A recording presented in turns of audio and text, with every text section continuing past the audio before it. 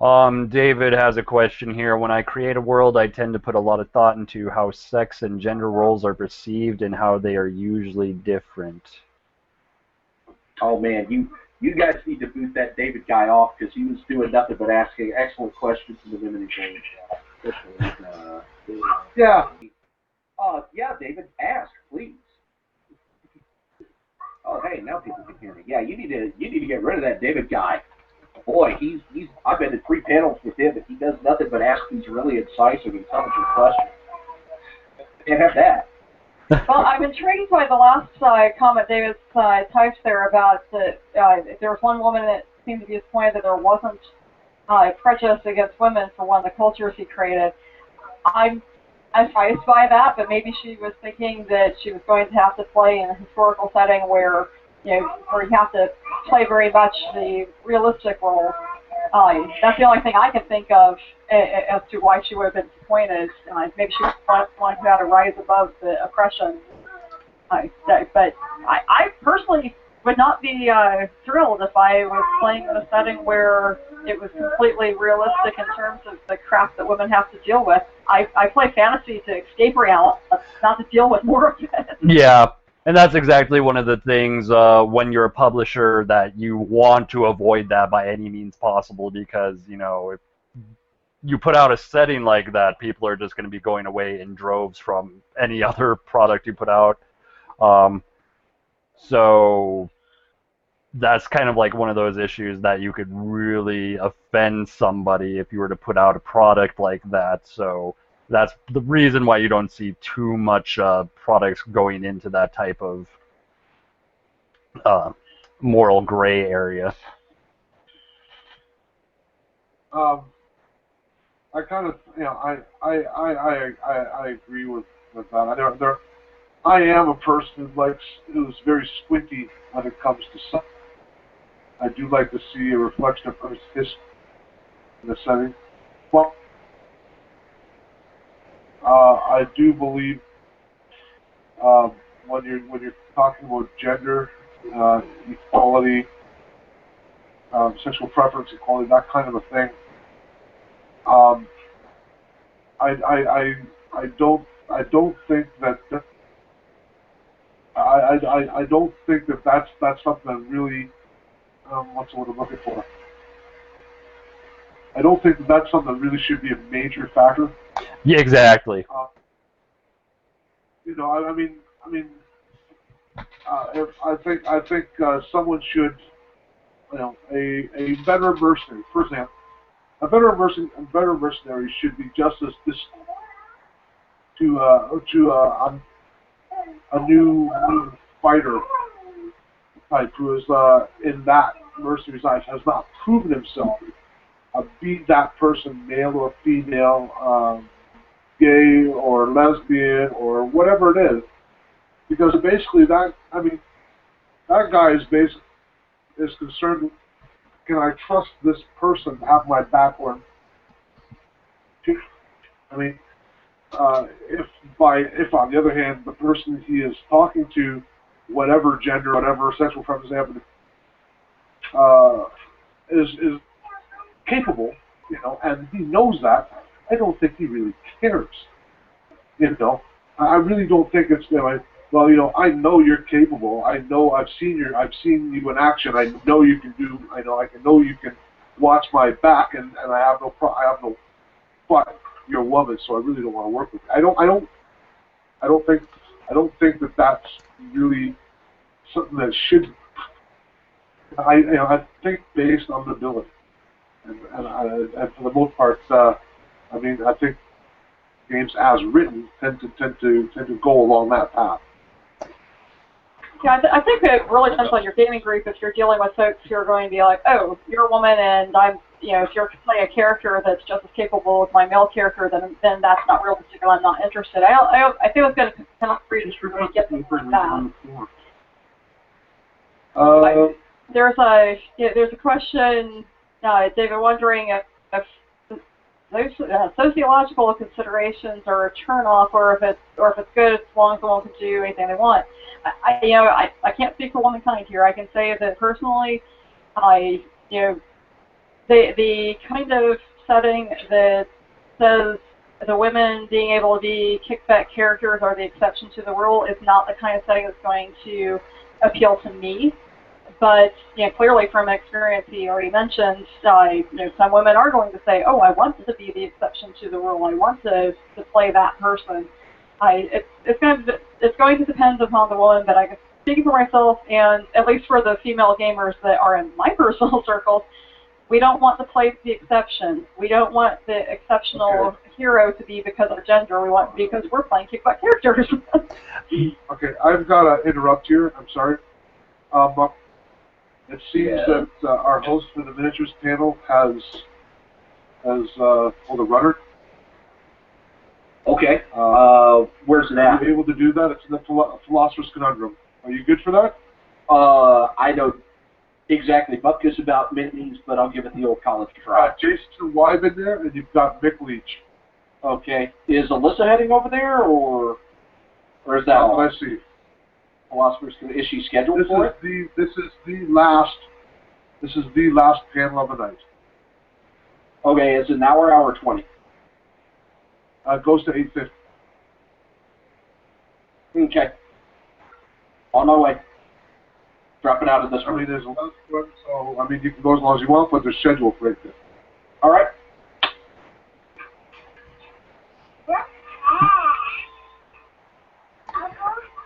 Okay. Well, throwing my... Just let them talk, man. They're both really, they're both... Yeah. Well, just throwing my hat in the ring, one of the reasons that primarily people play role-playing games is you are trying to avoid your real-life issues. A lot of people come from backgrounds when they go play role-play games, they want to experience life from a different angle, and they don't always necessarily want to be constricted to the same realities that they face in day-to-day life, which, in our world currently, we still face some issues. Granted, there's a lot more acceptance than there was in previous eras, but a lot of people still feel some resentment due to personal life, how their life is, essentially. So most people don't want to go straight from their reality to go play a fantasy role-playing game where they're subjected to the same standards of the real world. And that's one of the things, when you're publishing, you don't want to enforce those by any means, and that's where it becomes a player GM issue. If they want to inflict those types of standards in their table, then they can do that once they have the book in hand, but generally you always want to avoid, adding in those kind of stigmatas and stereotyping into your product when you're releasing it. And that's one of the things.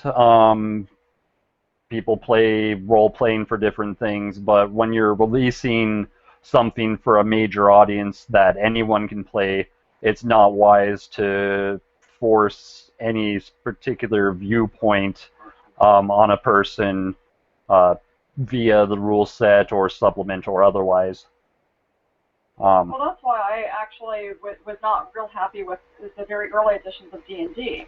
I picked up the book and I looked at how they're created, and I saw that wait, the women aren't allowed to be as strong as the men. Exactly. What? And this is freaking fantasy already, people. Why do I want to play a character who can't be every bit as good as anybody else's character at the table?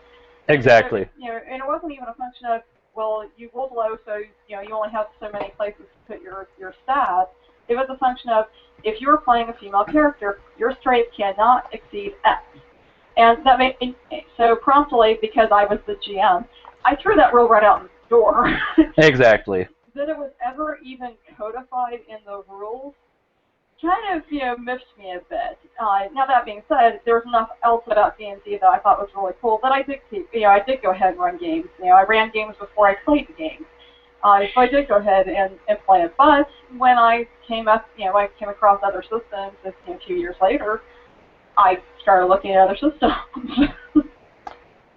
Now, I know that like Harn, they also had something similar, but I mean they had 10 or 12 different things, different qualities. They had dexterity and agility. I mean, but what as well, they did nerf the woman slightly on strength. They gave them bonuses in other places, like intuition, for example. I mean, I don't know if there's scientific proof of this. There probably is. I just don't know. But I mean, we've all heard that phrase, a woman's intuition. Absolutely. And that, my game, I don't care. And that's kind of what they did. So, okay, yeah, maybe you're not as physically strong. Maybe you can't run quite as fast for the moment. Okay, I mean, any Olympic athlete is going to. I mean, any non-Olympic athlete is going to run. Any athlete at all. Just people who jog are going to run. But you know, but I mean, that doesn't mean that okay, they do excel or they can't have natural gifts in other areas. Okay, I mean, I always thought of women as being, between the two of us, I've always thought the more dexterous. I mean, I've always thought the women can work much better with their hands and do really hard things. Like guys are, most guys are. But the average guy is much more all thumbs than the average woman ever would be. And that's just go in and of itself. Fair enough. And that's one of the. I'm not saying that. I get your point, but I imagine I don't think. Yeah, but that's freely. I mean, if you a lot of other faiths allow women to be ministers. They allow them to be miniatures. Hey, Shannon, Daniel from DFW. Hello. Hello. It's just so stupid. Miniatures. I mean that's a Catholic thing. You could get me going on and on about all the really stupid things that the Catholic Church does. So, I mean, go there. Yeah. Really, you don't. Really, though, the golden standard is just to completely remove the gender stereotypes in your abilities completely. The way I've always ran, how I've written game systems is it doesn't matter whether you're a male player, a female player, or if you're a player that falls into the LGBT scale of things. If you want to play a male character, or a female character, or a character that falls under LGBT, you can play that character, and there's no negative effect for you making that choice. Everything's equal. Some people might have a problem with that, but the hell with them, in my opinion. If you choose to play the game, you're not penalized for making a decision based on gender or what your character's sexual preference is, because that's stuff that doesn't generally matter.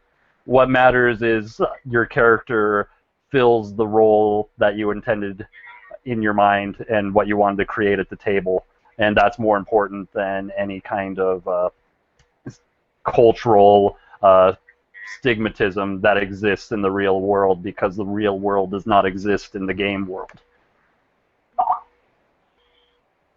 I'll grant that point. I mean, that is the simple solution. The only point I was making, I can understand why you'd be angry that they nerfed, strength in AD&D, I think, position. I just thought that there was an evolution to be stated there. Because first it was that women are just not as good as men, period. And that was, I agree, that's very. And then there was this evolution of, okay, well, they're not as good in this area, but they're better in that.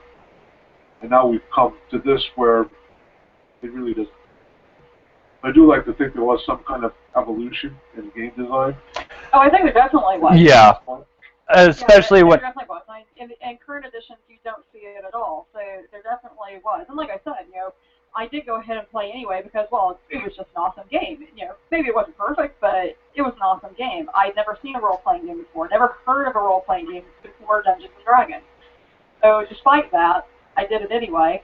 I was annoyed, but I did it anyway, and I threw out the rule. I took another piece of advice in the book that said, this is just a guideline, and I picked that.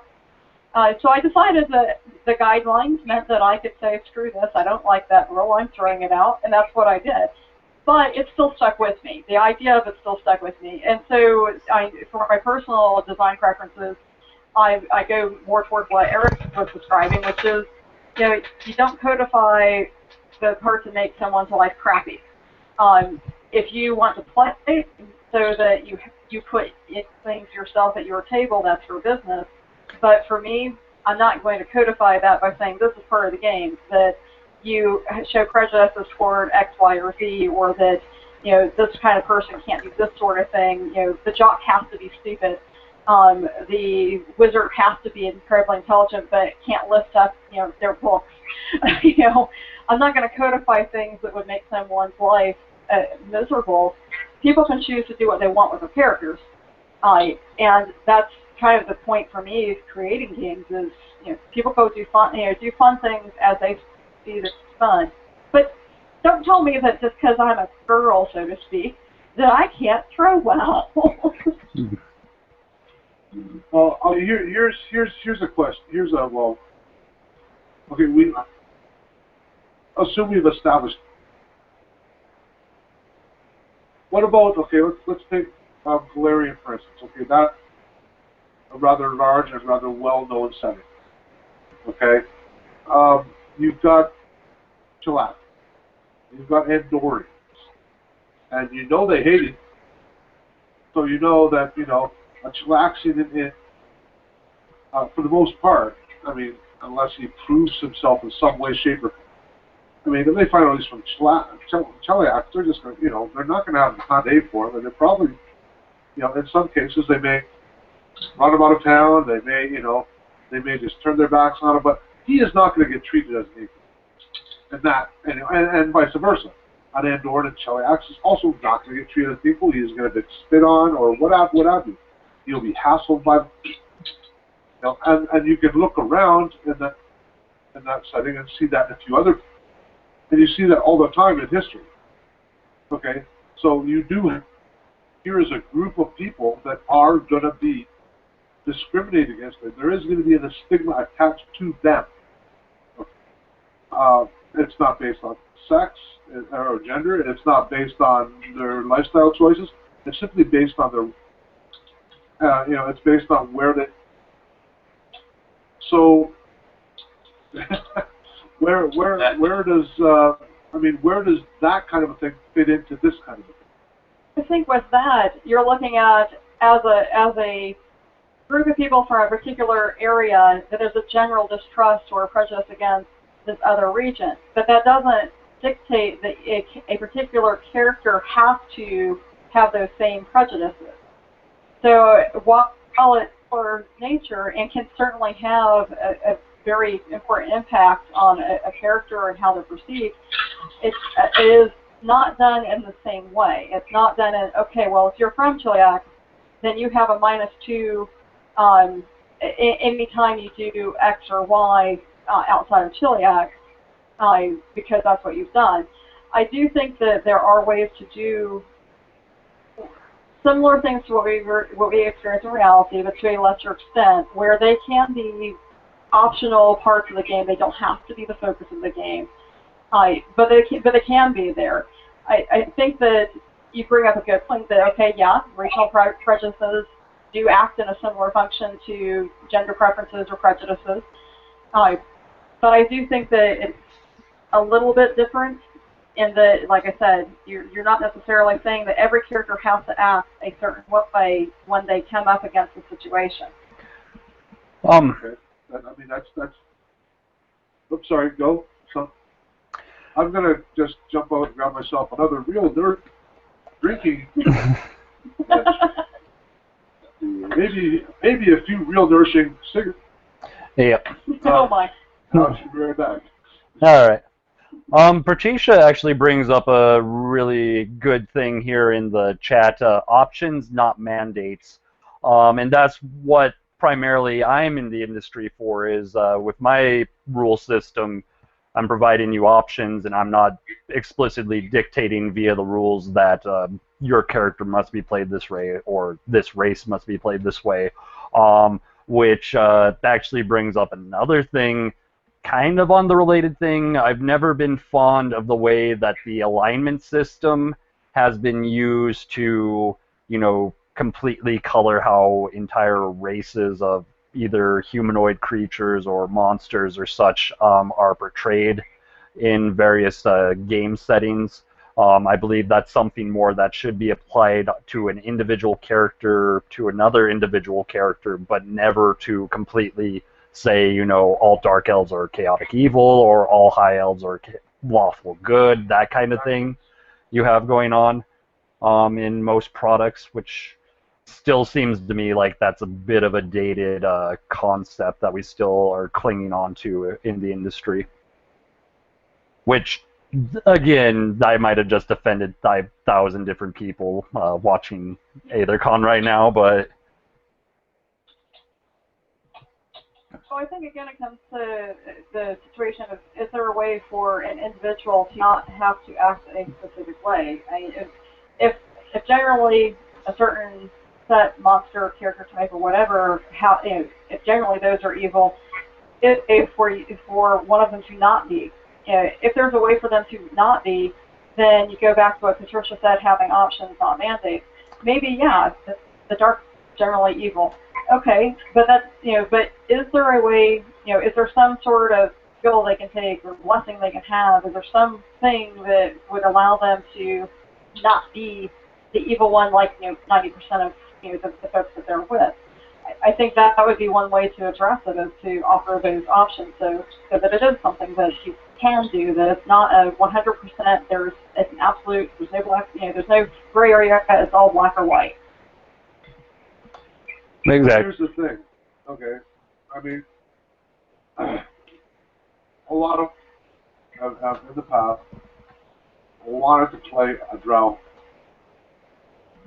Okay, it's pretty much universally accepted that on the surface, drow, they're persecuted. People don't like them, which is not to say that there can't be exceptions. But generally, if someone on the surface sees a drow, they are, I mean, at the very least they're going to do is tell the local law enforcement, draft, do something. And that's the bottom end. The top end is they're going to get a bunch of folks together and lynch. Oh no, lynch him, because he's a. And here's, and that to me, that to me is an accurate interpretation of that, because they are so hated because of what that race has done.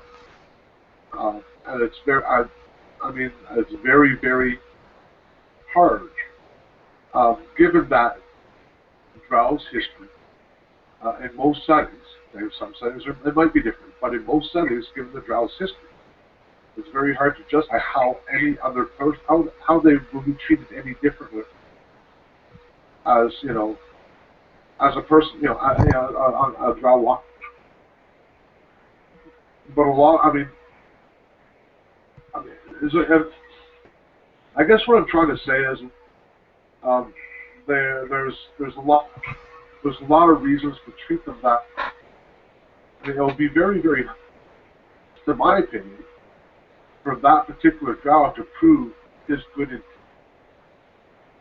How that is stacked against him, given how history in most settings, the Drow history is stacked against them. I don't see how he would ever be given that turkey.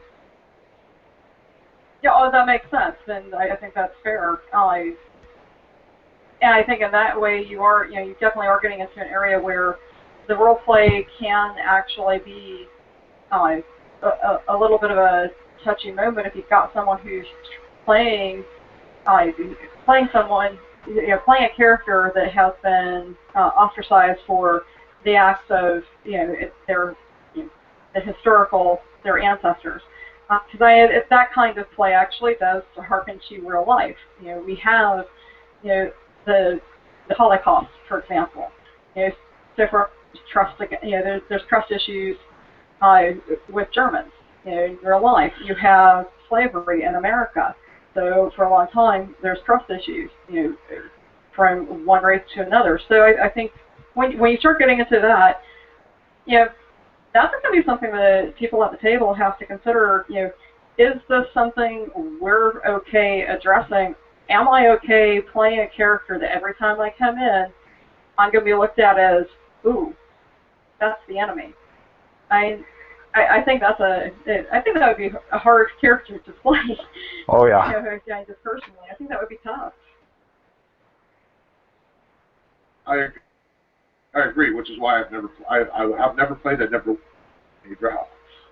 Yeah, I mean, if you have a table that wants to play it with the accurate to the history that's been listed, that would be tough. I imagine there may be some folks that kind of just water that down, may not actually play up that particular aspect. But if a table's really going to play that, yeah, that would be a challenge. Oh yeah. That's not a role I would want to accept. I wouldn't want to be the one that's always looked at as, ooh, evil one.